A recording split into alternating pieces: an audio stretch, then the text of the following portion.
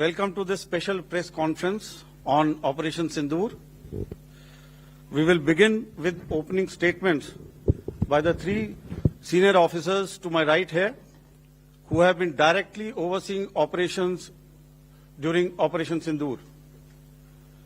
We have Lieutenant General Rajiv Ghai, Director General Military Operations, who will cover the aspects related to land domain. Air Marshal A.K. Bharti, to his right, Director General Air Operations, will provide insights on the air domain.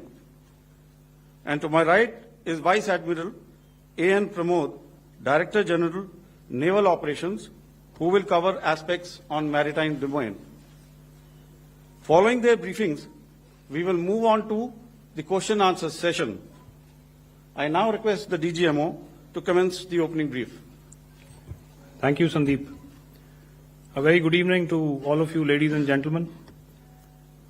You are all by now familiar with the brutality and the dastardly manner in which 26 innocent lives were prematurely terminated at Pahalgam on the 22nd of April.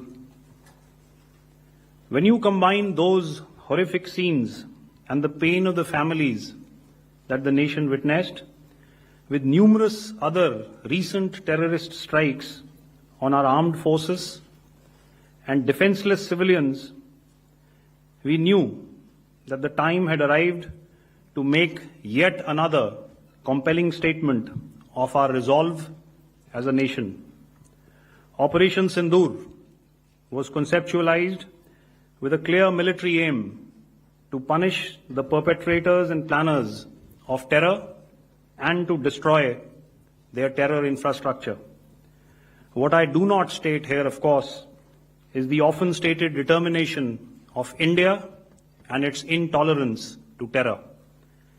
It set into motion a very diligent and microscopic scarring of the terror landscape across the borders and the identification of terror camps and training sites.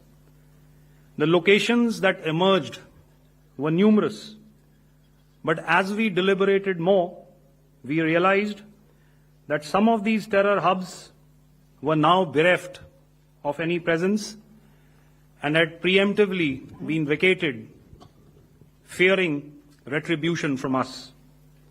There was also a term of reference and our own binding, self-imposed restriction to target only terrorists and thus prevent collateral damage. There were 9 camps that you are now all familiar with, which were confirmed by our various intelligence agencies to be inhabited. Some of these were in POJK, while there were others that were located in the Punjab province in Pakistan. Nefarious places such as Muridke, the hub center of the Lashkar-e-Taiba, has over the years bred infamous characters such as Ajmal Kasab and the likes of David Headley. What followed was a careful scrutiny of each of these sinister locations, their layout, configuration, even the type of construction in each structure, and the terrain obtained around these. This was with an obvious intent to deduce and identify the exact vector that was required for their neutralization, as also the eyes in the sky that we would send up to ensure that we brought back evidence that we had indeed targeted what we set out to. The precise images of these engagements on that fateful and historical night have already been showcased during the first press statement on the 7th of May that was helmed by our Foreign Secretary. I have no doubt in my mind that we achieved total surprise, and those strikes across those 9 terror hubs left more than 100 terrorists killed, including high-value targets such as Yusuf Azhar, Abdul Malik Rauf, and Mudassir Ahmed that were involved in the hijack of IC-814 and the Pulwama blast. The line of control was also violated soon after by Pakistan, and the erratic and rattled response of our enemy was apparent from the number of civilians, inhabited villages, and religious sites such as Gurudwaras that were unfortunately hit by them, leading to a sad loss of lives. The Indian Air Force played a major part in these strikes by engaging some of these camps, and the Indian Navy provided wherewithal in terms of precision munitions.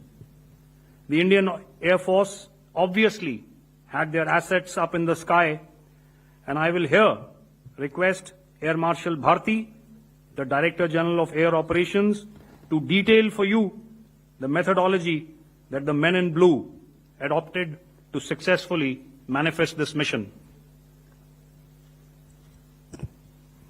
Thank you, Rajiv.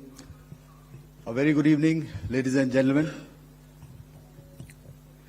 It indeed is a difficult time that we have to come here like this and brief you.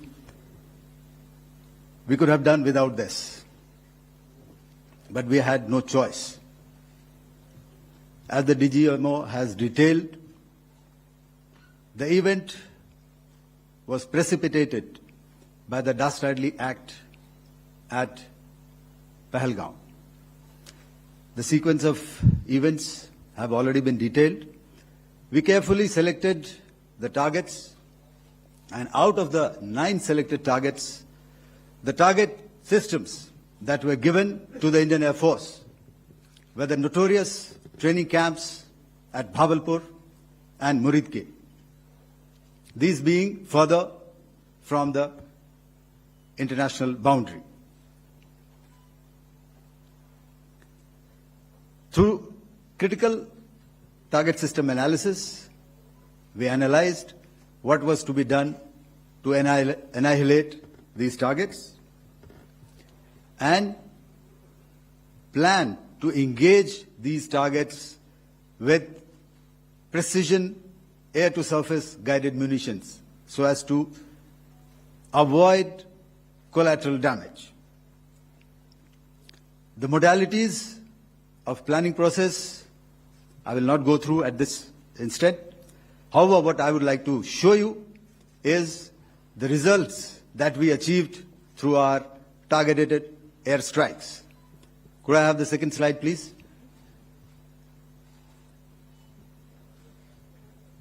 Yeah, change, please.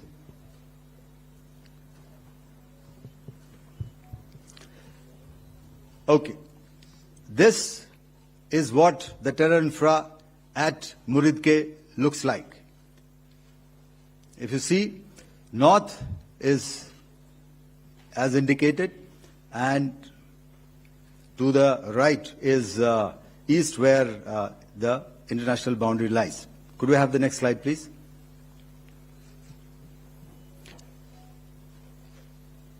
Orientating. Just go back to one slide. Okay. Please have a look at this red building, the series of buildings out here, and this empty ground. Next. If you relate, the empty ground is here, and you see this is the first weapon that is impacting. This is the impact point number 1 on Muridke training camp with our precision guided weapons on early morning 7th. Next, please. Keep your eyes glued for the second weapon coming in and the second impact on the selected target point. Next slide, please.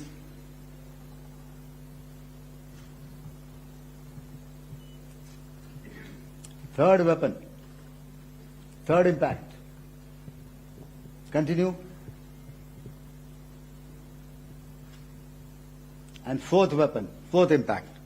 So through these targeted and precision targeting, we addressed the target at Murid Cave, which was the terrain infrastructure. Can you hear me? All right. Okay, I'll come closer to the mic. Now we go to the next target, which is the Bhavalpur training camp. Next slide, please. Okay, just wait. So the effect, if you see,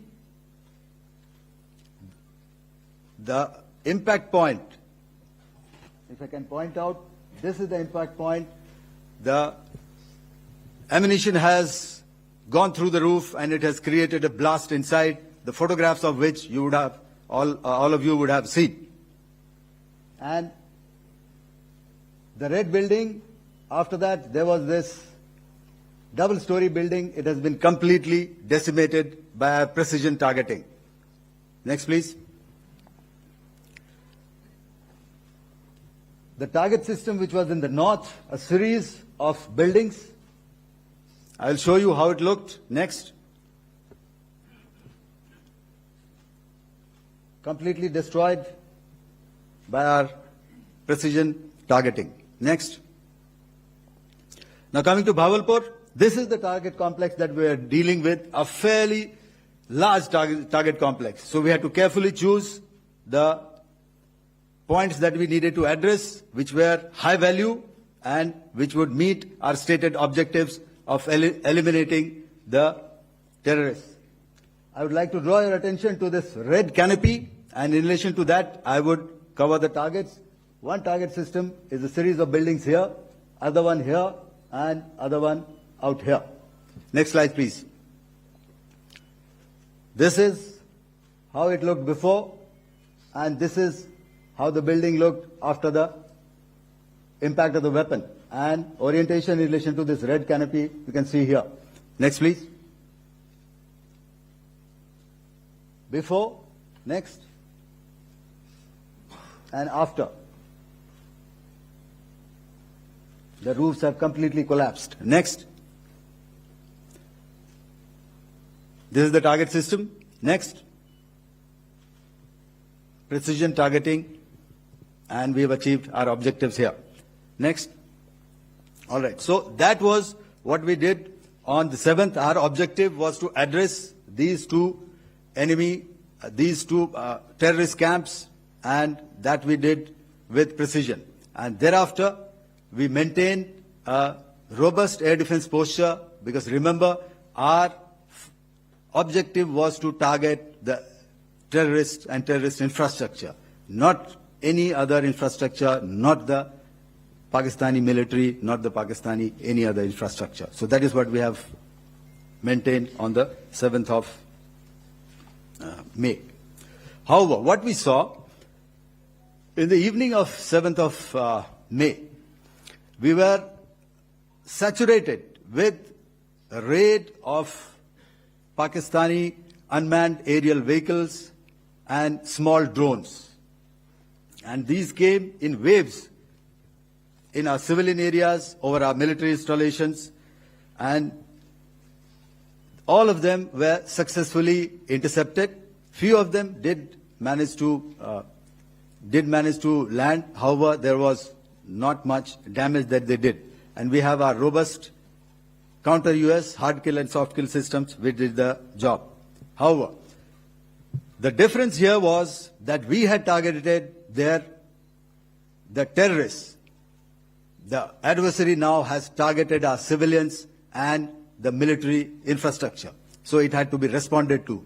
So in a quick and calibrated response, that very night, we struck their radar installations at Lahore and close to Gujranwala, the LYT installation, to indicate to him that we are ready, yet we do not want to escalate. Our fight was with the terrorists and not with the Pakistani military establishment.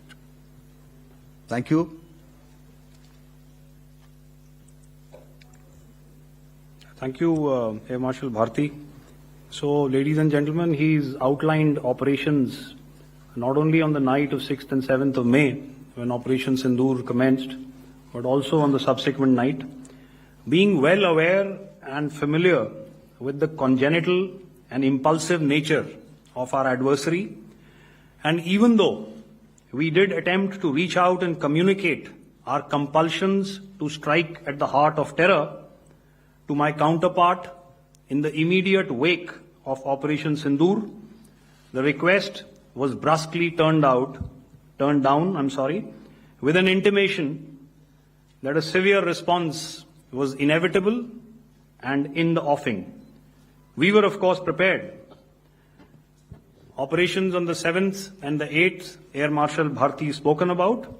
On the night of 8th and 9th of May, they flew drones and aircrafts into our airspace all across the borders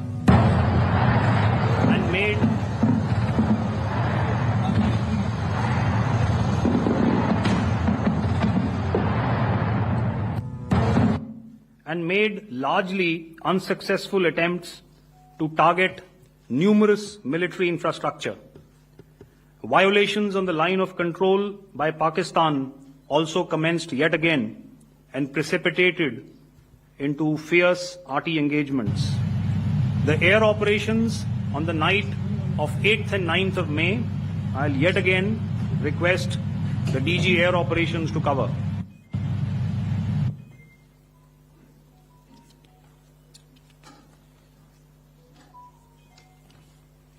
So I just covered what happened on the night of 7th and 8th. What we found that on the night of 8th and 9th, starting as early as 22:30 hours, our cities had a mass raid of drones, unmanned aerial vehicles, UCAVs, starting right from Srinagar, going down right up to Nalia. It was a mass raid in waves, and it was relentless. However, we were prepared, and our air defense preparedness ensured that there is no damage on ground or to any of the intended targets that the enemy might have planned for. The difference between 7th night and 8th night was that on 7th night, he sent in his Jihad class of UAVs, however, these UAVs can go some distance, they are armed. However, on the 8th, less numbers of armed UCAVs were there or UAVs were there, and more numbers of quadcopters, maybe for surveillance or just for harassment of civilians. This continued till midnight. Our air defense preparedness ensured that there was no damage on the ground, either to the military installations or to the civilians. However, the enemy had yet again shown that he wanted to up the ante and he wanted a fight, and we were up to the task. In a measured and calibrated response, we once again targeted his military installations, which included his SAM sites at Malirkant. This also included his surveillance radar sites at Lahore and close to Gujranwala.